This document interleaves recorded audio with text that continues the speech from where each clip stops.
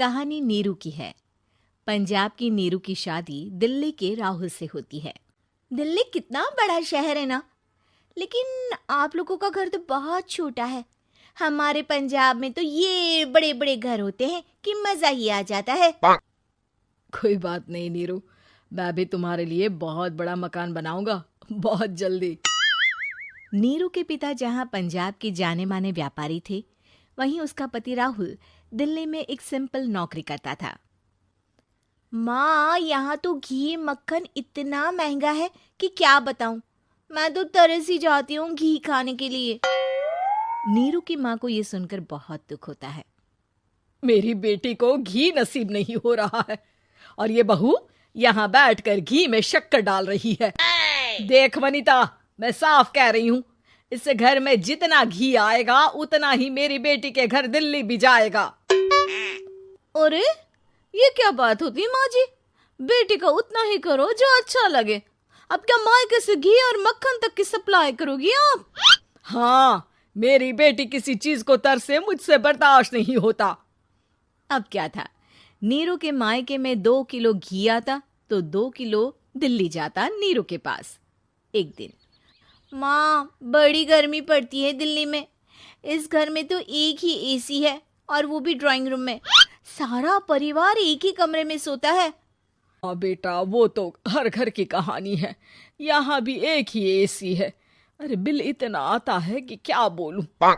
तभी वहां राकेश आ जाता है। माँ, थोड़ी देर में यहाँ कुछ प्लम्बर आएंगे मेरे कमरे में एसी लगाने। जरा ध्यान से लगवा देना ना माँ। ओए, ऐसे कैसे तेरे कमरे में एसी लगेगा? हाँ राकेश, एक बार बात तो कर लेता। अरे पापा, वो वनिता को गर्मी में नींद नहीं आती। ड्राइंग रूम में सबके साथ सोने में वो अनकंफर्टेबल है, इसलिए। अरे पूरे परिवार के साथ वहां तेरी बहन नीरू भी तो सोती है। वो नहीं हो रही क्या अनकंफर्टेबल? समझ रहा है ना? अगर एसी लगेगा तो एक दिल्ली में तेरी बहन के कमरे में भी लगेगा, तभी तू लगा सकेगा। राकेश वनिता को सारी बात बताता है। वनिता करती भी क्या, मन मारकर बैठ जाती है। माँ, ये लोग ठीक नहीं है, क्या करूं मैं? अरे बेटी, यहाँ आ जा, तू यहाँ आकर रह ले। अरे छोड़ दे ऐसे पति को। कैसे छोड़ दूं माँ? समाज क्या कहेगा, लोग क्या कहेंगे? वैसे भी मेरा एक बेटा है मयंक। अरे हटा बेटा, तेरी उम्र ही क्या है, इतनी परेशान रहेगी तो काम कैसे चलेगा। खैर, बात आई गई हो जाती है। माँ को लगता है कि नीरू ठीक है, तो वहीं नीरू के मन में एक ही लाइन चल रही होती है, यहाँ आजा। माँ ने तो बोल ही दिया है कि यहाँ आजा। बस मयंक थोड़ा सा बड़ा हो जाए, इन गरीबों को छोड़कर मैं वापस माँ के पास ही चली जाऊंगी। वो इसी सोच में बाजार में चल रही थी कि मैम, आपका दुपट्टा जमीन को छू रहा है। नीरू जैसे ही उस लड़के की तरफ देखती है, देखती ही रह जाती है। हाय रे, कितना सुंदर लड़का है ये। अब क्या हुआ? मैंने कहा आपका दुपट्टा। तो खुद ही उठाकर दे दो ना। लड़का समझ जाता है कि नीरू उस पर फिदा हो चुकी है। वो उससे उसका नंबर लेकर चला जाता है। अब क्या था, नीरू और रोहित में लगातार बातें होने लगती है। मैं हरियाणा का रहने वाला हूँ, यहाँ एक बड़ी कंपनी का मैनेजर हूँ।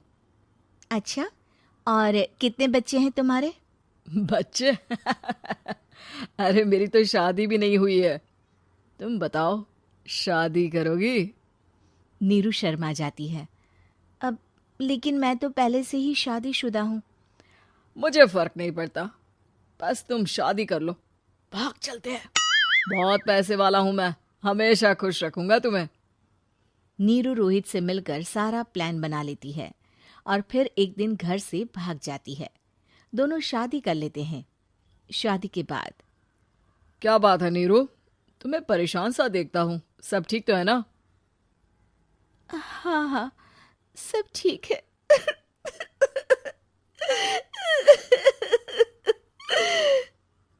ये कहते कहते ही वो रोने लगती है।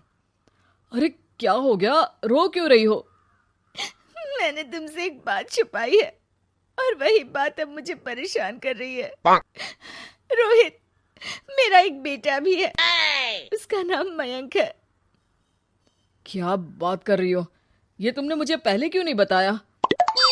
देखो नीरू, मेरी माँ को मैंने ये नहीं बताया है कि तुम शादीशुदा हो।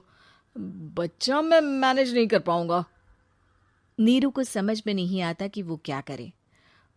तुम उस बच्चे को अपनी माँ को क्यों नहीं दे देती? नीरू चुपके से माँ को फोन करती है। माँ, क्या मयंक को तुम रख सकती हो? बेटा, मैं राकेश के साथ बात करती हूँ। आखिर घर का बेटा वही है, जो वो बोलेगा। वैसे भी बेटा, तूने जो किया है ना, उसके बाद से पूरा घर तेरी बुराई कर रहा है। मैं भी अब किसी से तेरे लिए लड़ नहीं सकती। राकेश बेटा, नीरू ने तो जो किया बहुत ही बुरा किया, लेकिन मैं सोच रही थी कि क्यों ना मयंक को हम यहाँ ले आए। तभी वनीता बोल पड़ती है। वाह जी, ऐसे कैसे यहाँ ले आए? यहाँ क्या भंडारा भरा है? और जिस बच्चे की माँ ने नहीं सोचा, उसके लिए हम क्यों सोचे? नीरू को एक बार तो अपने बच्चे के बारे में सोचना चाहिए था ना। अरे लेकिन तेरे पास भी तो लड़का नहीं है ना वनीता। माँ, वनीता ठीक बोल रही है। कल को वो बड़ा होकर इसी घर का हिस्सा मांगेगा तो हम क्या करेंगे? माँ कहती भी तो क्या, वो चुप रह जाती है। वहीं नीरू का पहला पति कहता है। माँ, अगर आज भी वो वापस आ जाए तो मैं उसे माफ कर दूंगा। बेटा, गरीबी चीज ही ऐसी है, क्या करेगा। तू तो अब मयंक का सोच। वो बेचारा तो बिना माँ का हो गया। मयंक के खातिर तू दूसरी शादी कर ले बेटा। लोगों के लाख समझाने के बाद नीरू के पहले पति की शादी रिद्धि से हो जाती है, जिसके पहले पति से 2 बच्चे होते हैं। देखो जी, मैंने शादी सिर्फ बच्चे के खातिर की है। मैंने भी शादी सिर्फ बच्चों के खातिर की है। वहीं नीरू के दूसरे पति के मन में ये बात घर कर जाती है कि नीरू एक मासूम बच्चे को उसके खातिर छोड़ कर आई है। अब देखो नीरू, मुझे लगता है कि जो औरत अपनी कोख का बच्चा छोड़ सकती है, वो तो कुछ भी कर सकती है। कल को तुम्हें मुझसे अच्छा कोई मिल गया तो तुम तो मुझे भी बाय बाय कर दोगी ना। नीरू को अब उसका दूसरा पति ताने देना शुरू कर देता है।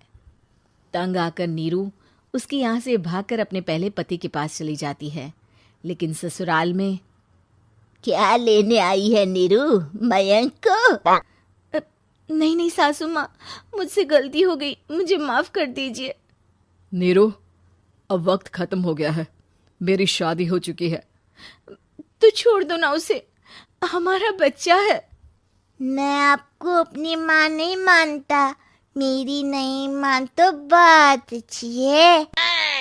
नीरू मयंक की बात सुनकर समझ जाती है कि उसके पास अब ना आसमान रहा ना ही जमीन।